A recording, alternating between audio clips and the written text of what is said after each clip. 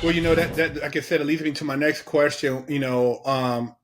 Sometimes I speak on certain topics, and I like to really bring to light the cultural violence situation. And I don't say everybody, just like I don't say Right. everybody's a racist, everybody's um, you know a gang member, everybody's a street. I'm saying, but the aspect of that's not being brought to light, I think needs some at times attention brought to it to call these people out. What you mean, like the violence in black neighborhoods? The violence in black neighborhoods, man, like and everybody says not, you're picking low hanging fruit. I'm not picking the It's guys not who low are the black hanging fruit. geniuses, It's a fact, and the it's brothers been going to like that school. for I'm 55, and it's been like that since I was a kid. So 55 years of being on this planet. That's what it's been like.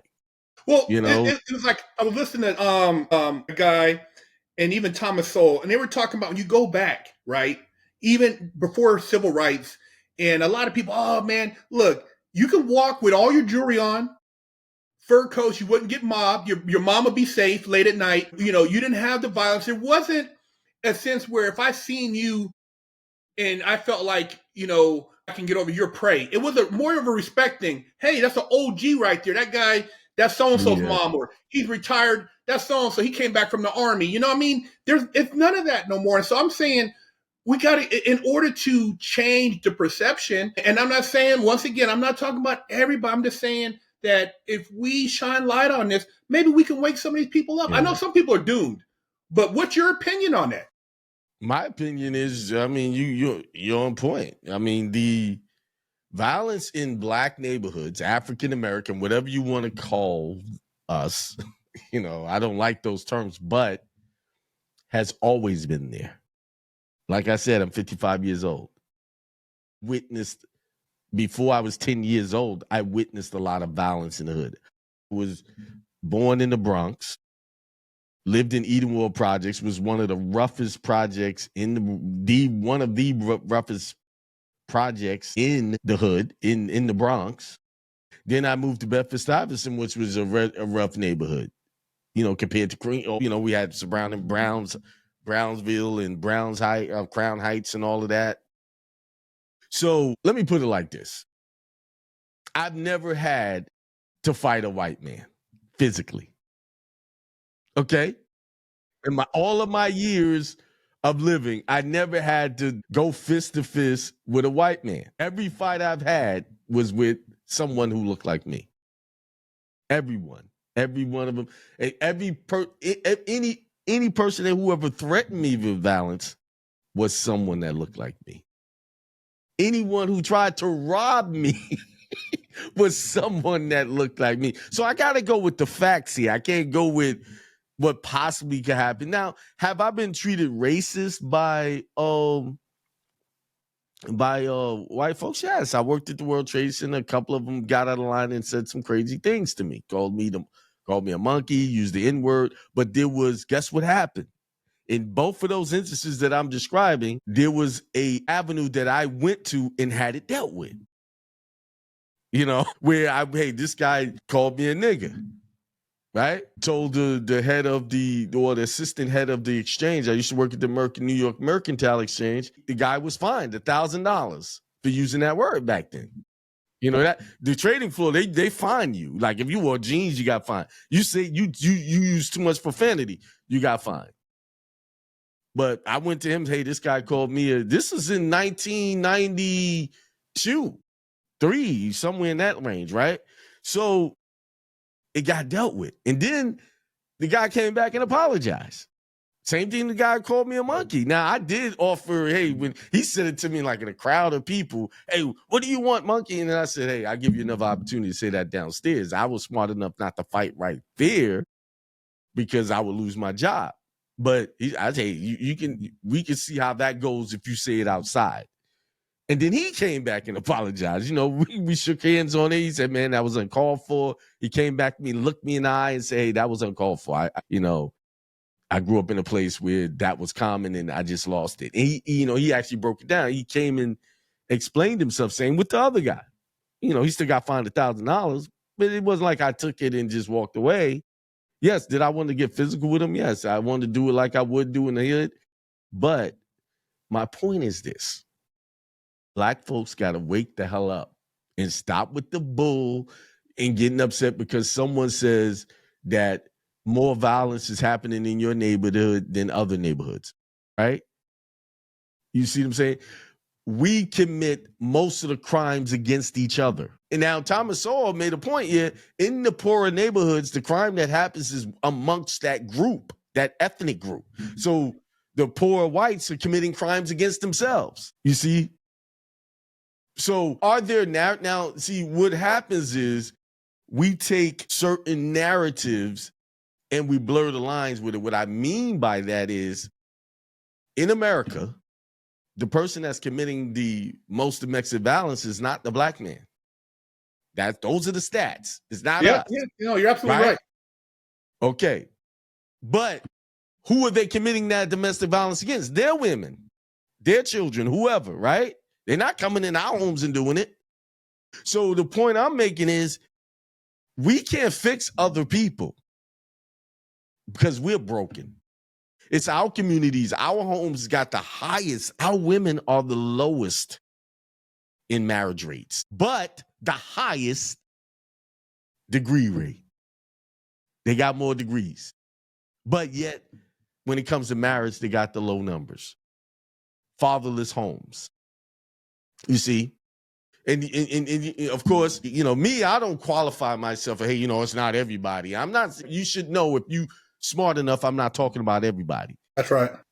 What I'm saying is the statistics are there. Our homes have the broken homes. And why is that? It ain't so much because of the man. They want to blame it on it's funny how some of our sisters will say it ain't all of us. You always talk about black women. It ain't all, but they will be the first ones to say black men are the reasons why they don't have fathers in the home. They would be the first ones to say that black men, the reason why this kid is behaving like that, because the black man is not in the home, which is a bunch of BS. Because how can a man who's not around be an influence on a kid's behavior? Children of behavior is created by their environment. Let's take it back to, I'll be personal about it. How I am today is because of my environment. I grew up in a 2-parent home. Now, did I go off and stray off? Yes, I did. I sold drugs on the street. I did all that stuff, right? But guess what? I couldn't do it in the home I was living in. I had to leave home and go be a knucklehead. I couldn't do that with my father in the house. My father would kill me. I had to do it behind his back, away from the home. Mm-hmm. I had to go, guess where I had to go? I had to go live with my aunt, who was a single mother, and get away with that. You see what I'm saying? She allowed me to have that behavior in the house and condoned it. Not just one, both my aunts lived in the same house, single moms with a bunch of children. So that was the only place I can get away with that. I couldn't get away with that with my dad in the house. And my father was a disciplinarian to the highest degree.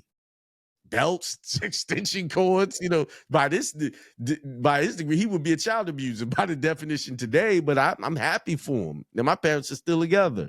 Well, too, the whole thing is accountability. And when people say that I pick on, dude, I've been in the system, so how can I be picking on him? I was one of those dudes.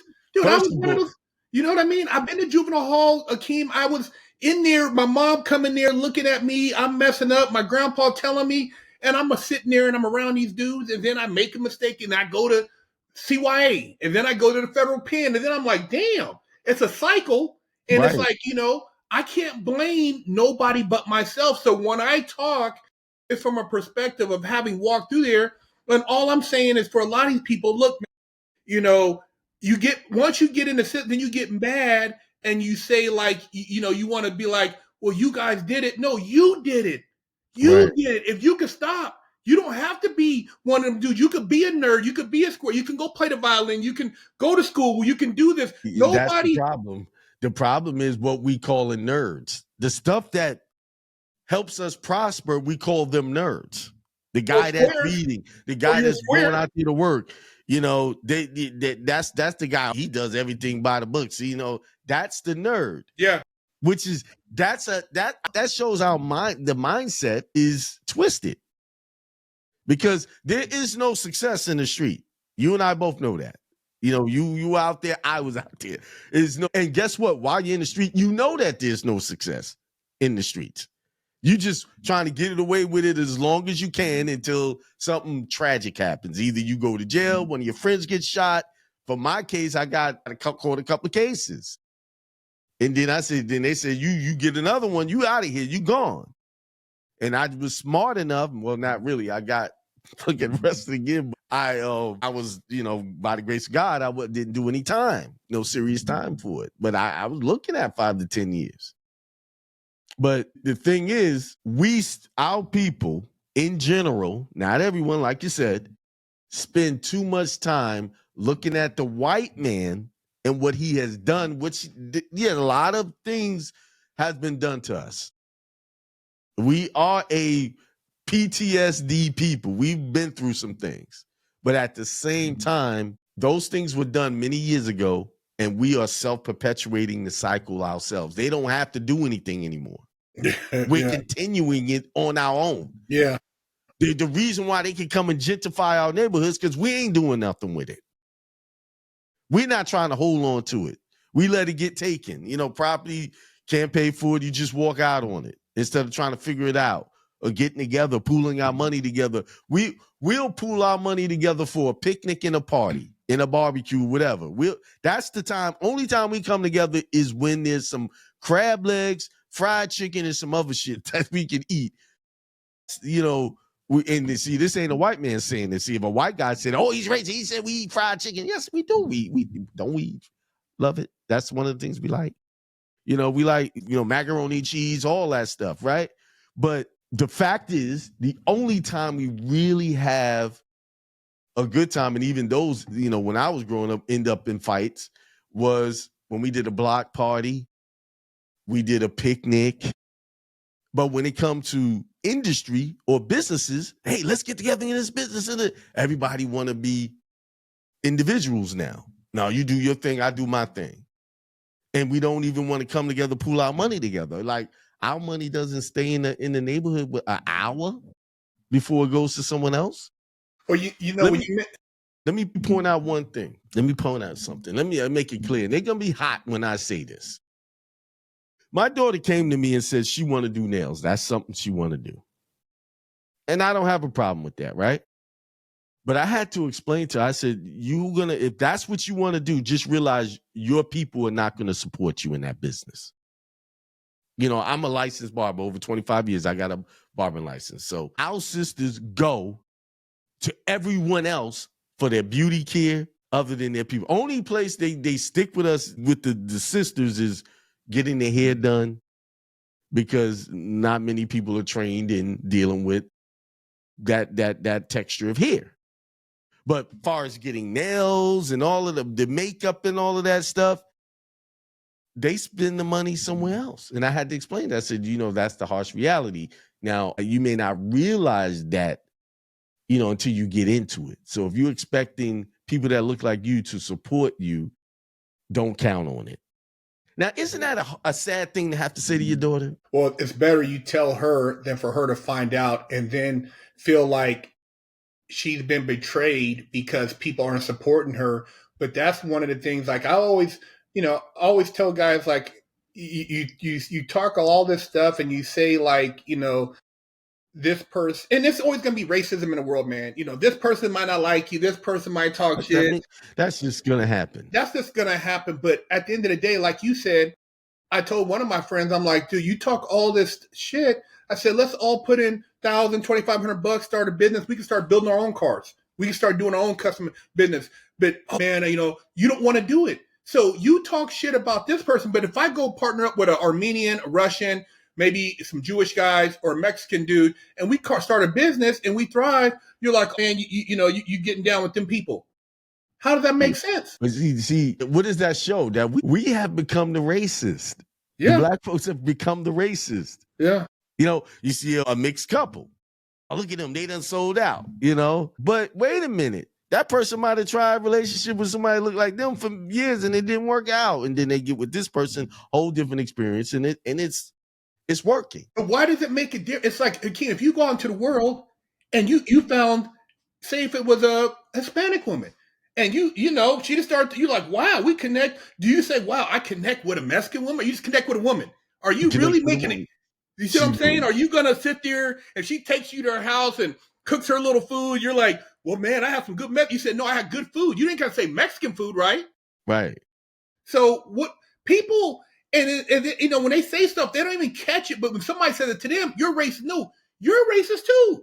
Right. But they say you can't be racist if you're black. They say we can only be prejudiced because we don't control anything. But we say and do racist things. We do. We just gotta admit it. Yeah. We so busy looking at somewhere else that we're not looking in our own community. You know, we're not looking at the fact that why people do certain things, why people, when, you know, you get a certain amount of money, you get out of the neighborhood. Why? Because what you think about your neighborhood where you grew up at, right? And you reach some form of wealth. You gonna stay in that neighborhood? Why? Why won't you? It's not. It's the thing about neighborhoods, right?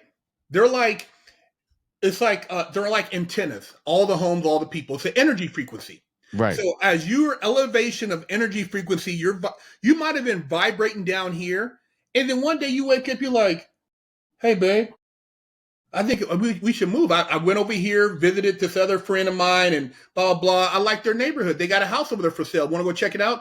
You feel a different energy that pulls you in another direction, and it's no different than I remember my grandfather used to say, "Man, get them dudes from up over here." And he used to see, like, when he pull up, I said, "Hey, man, my grandpa's, he's off work. You guys got to go." They'd be hanging out in front of the house, whatever. And he used to be looking at me crazy, and I never got it. But he's like, your friends, man, are a reflection of who you are. Right. It's no different in your neighborhood. Like the neighborhood I grew up in, it's changed a whole lot, but there's some people who never left there, and I look at them, they're stuck. They're not going nowhere. They're not going to economically, financially. That's it. They maxed out.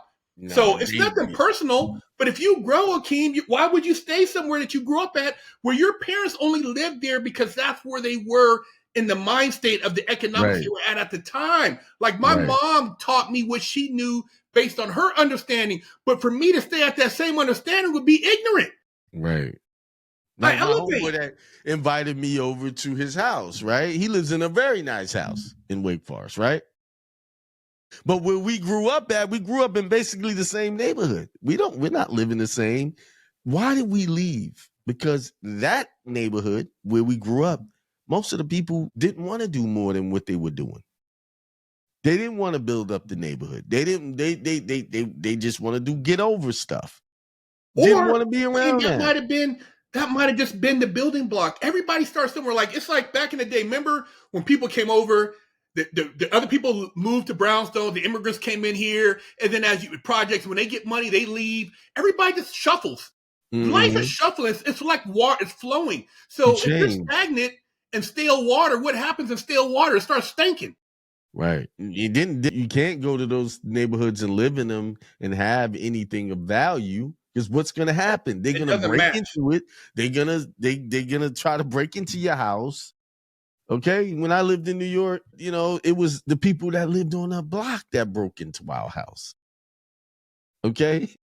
The people that robbed me by my house, it was people that looked like me that did it. It wasn't a white guy that came in through there. It was the point I'm making is we have to look in the mirror if we want to fix the problem. We got to say, we got problems in our neighborhood. We got cancers in our neighborhood that if we can get rid of them, we'll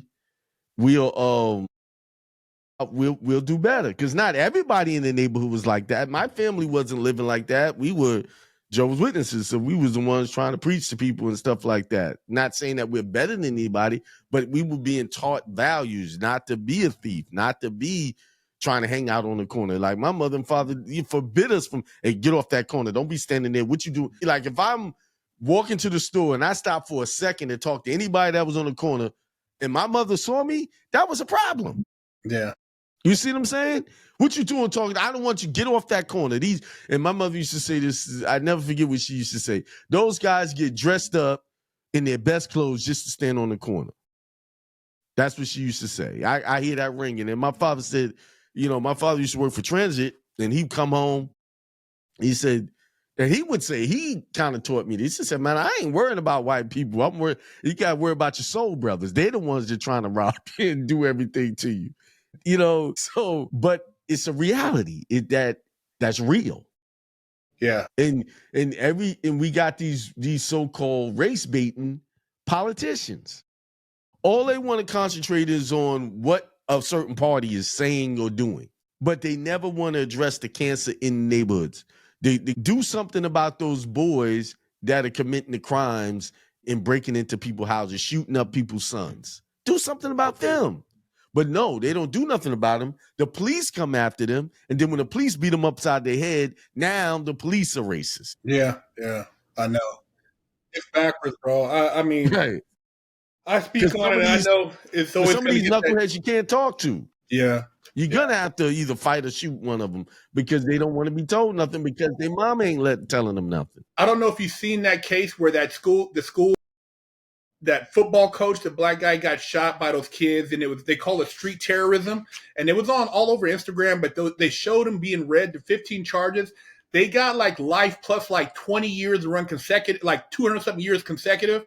The judge was reading off each charge, and they murdered this dude, shot the car up, killed him. And, and like I said, we're talking about a specific group of young men who are lost, but as he's leaving the courtroom and he got all the time, the family was in there, and he turned around and he said, I hope you're happy. I said, do you know the psychology? You hope the family's happy because you got all the time? You killed a family member, bro. Right. I mean, you're not a victim. That's what happens boys, you need a man to talk to boys. Yeah. And set them straight, because if you don't, that's what happens. I hope you're happy. Right. I got 3 boys, and I always, I hear women coming at me talking about, oh yeah, they can raise a son. I was like, okay, try it. See what happens. He's going to be raising up at you in your house, and he's not going to listen, because boys, especially from adolescence on up to almost, in their 20s, they're a little crazy in the way they reason. And it takes a real action. Not that we got a lot of men look like men, but they ain't men. Okay, it takes a real strong masculine man to straighten that boy out. Well, why do you think young black men are drawn to the gang member dudes who are OG? Because they're looking for a father. It's like, if you look at the jungle, right, or out in the wilderness, when you have a young silverback or a little whatever, or a big lion trying to come up, there's usually one male in the pride, right? And he's checking everybody. It's like, I'm still the big dog. And when you're in the house, like, you're right. I respected my mom, but she wasn't the big dog. Right. Because it's instinct when it comes to males. Yeah. They only respect that next male that's going to challenge them. That's right. You're right. That's it. If they're not being challenged, the reason why boys act the way they do is because they're looking for the challenge. Yeah, you're right. They're looking for it. You're right. So, like my daughter, she's about to graduate high school. She's got a boyfriend. He's in the Air Force. So he done went off and got his basic training and stuff like that, and he now all of a sudden he want to be in competition with me with push-ups because he done got him some training in the military. See what I'm saying? Males is always looking for some type of challenge. So that means when he look at me, he sees strength. So let me see if I'm stronger than him. I'm like, no, we're not about to do all that. I know I can do some push-ups, but that's it. And then I had to break it down and say, strength is not just how many push-ups you can do. Strength is in your mind. That's where the real strength is. The physical is the 10%. It's the mental strength. When you get into your problems, how do you handle them? You're going to handle them through violence. You're going to handle them through diplomacy. Yeah. And that's what masculine men bring to the table. We can't always go to war, but we will go to war if it's necessary, deal with my sons. Like, hey, we could, talk about it, or we can go at it. But you're not gonna win. Yeah. So even to this day, my boys, my oldest son is like 33, and I still get that respect But as he the big respects you dog. because of your position. It's got to be he sees in you beyond. You don't have to be all muscled out, but he No, knows like your strengths as far as your intelligence, your intellect, and your ability to communicate. That's strong. So he right, knows not to challenge. So he respects that. So that's the right, thing. It's like it's not all about physicality, push-ups, and all that. So right.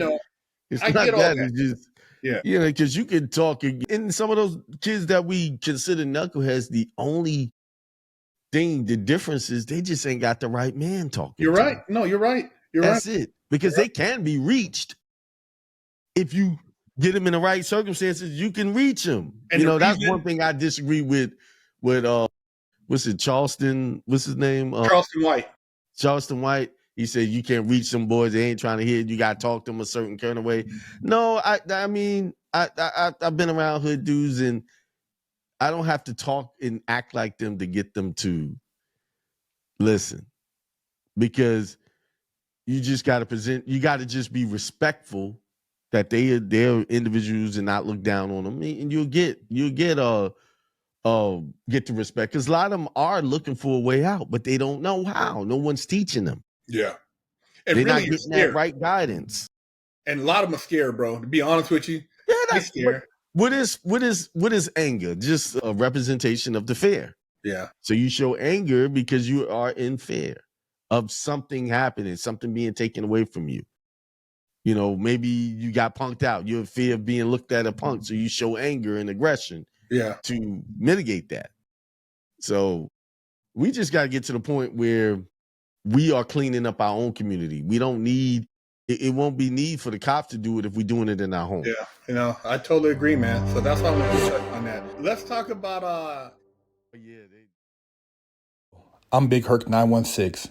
Contact me for life coaching. Officially, I only got one real spanking my entire life. My mom did the best a 14-year-old could do, raising me with love and instilling values that will last a lifetime. I was a straight A student and lived to make her happy. So how did I go astray? A horrible stepdad that stole my self-worth and invoked fear turned me into a person that I struggled to overcome. From skateboarding to selling drugs, gang banging in juvenile hall, I got caught the same way many young promising men get caught up. I struggled to find my identity, getting mixed up in shootouts, crime, and the adult entertainment industry. This roller coaster continued as I juggled college, hustling, and Hollywood, eventually catching a federal bank robbery case. I found redemption in prison while serving a 120-month federal sentence and came out a man on a mission.